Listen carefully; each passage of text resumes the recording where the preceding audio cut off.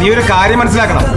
പാവപ്പെട്ട ആൾക്കാരുടെ ജില്ലാ കോടതിയും ഹൈക്കോടതിയും സുപ്രീം കോടതിയും എല്ലാം ഈ പോലീസ് സ്റ്റേഷനാണ്. ഞാൻ പ്രതികളെ മർദ്ദിക്കാറില്ല. പിന്നെ നിന്റെ അഡ്വക്കേറ്റ് ഇമാതിരി ടീമിന് എന്റെ കൈ കിട്ടി ഞാൻ അടി, നല്ല ഇടി. ഞാനേ പള്ളിയിലച്ഛനല്ല, പോലീസുകാരനാണ്.